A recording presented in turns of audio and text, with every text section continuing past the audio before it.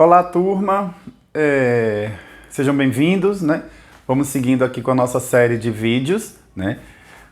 Nosso conteúdo que é números inteiros, né? E nessa sequência de hoje, né, nós vamos estudar, né, de forma rápida e prática, né, um módulo de um número inteiro, né? Os números opostos e os números simétricos e estudar a comparação desses números, certo? Então, aqui do início eu tenho um módulo de um número inteiro, certo? A gente diz que o módulo, ele é o módulo ou valor absoluto de um número inteiro, ele é determinante na distância que esse número ele fica lá na reta numérica, né? Então ele é um número que ele fica na distância dele do zero na reta numérica. O módulo ele é representado por esses dois traços aqui, né? Esses dois tracinhos que a gente tem aqui, o número ele vai ficar dentro. Então, eu vou sempre dizer assim, né, para ser bem prático quando a gente está falando de módulo. O módulo de qualquer número inteiro, ele vai ser sempre um número positivo, né? Eu tenho um exemplo aqui, eu tenho um módulo, né? Aqui o meu símbolo modular, eu tenho um módulo de mais 4. O módulo de mais 4 desse número positivo aqui vai ser 4, certo? Outro exemplo assim, eu tenho um módulo de menos 3. O módulo de menos 3 vai ser 3. Então, o módulo de qualquer número inteiro vai ser sempre um número positivo, certo? Então, a gente vai seguindo nessa partezinha desses exemplos fáceis e práticos. Já nessa parte aqui, né, que a gente tem números opostos ou números simétricos, a gente vai determinar o oposto do número positivo e o oposto do número negativo, né? O oposto dos números inteiros. Eu tenho um exemplo aqui, por exemplo, eu quero o oposto de mais 3. Esse mais 3 ele é um número positivo, né? Lembrando que a gente determina um número positivo pelo sinal de mais, mas às vezes, né, dependendo lá da questão, o número positivo ele não vem com o sinal de mais na frente. Ele pode vir sem um sinal. Mesmo assim, ele continua sendo positivo.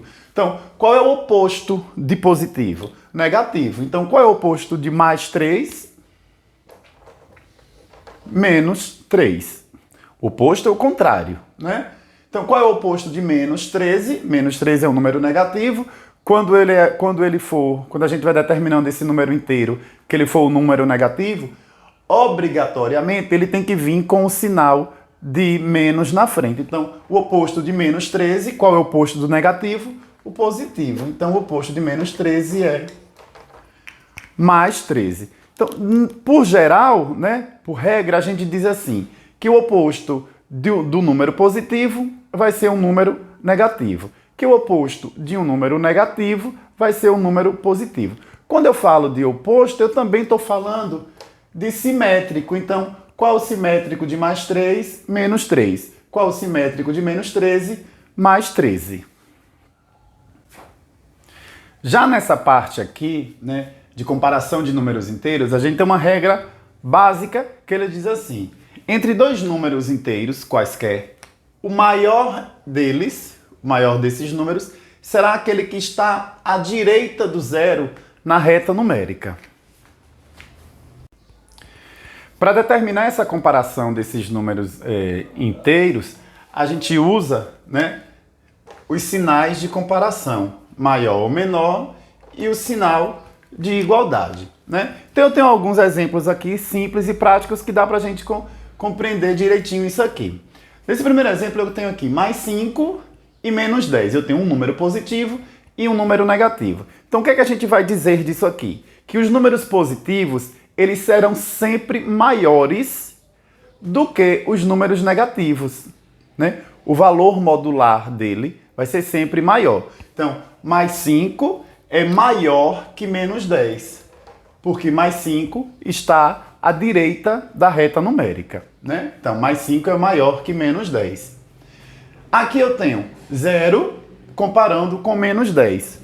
O 0, ele é o eixo, né? Então, a gente vai dizer assim, que o 0 ele é maior do que qualquer número negativo.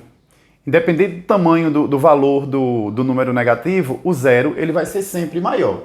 Então, 0 vai ser sempre maior do que meu número negativo. Nesse terceiro exemplo aqui, eu tenho uma comparação entre dois números negativos, né? Menos 6 comparando com menos 15.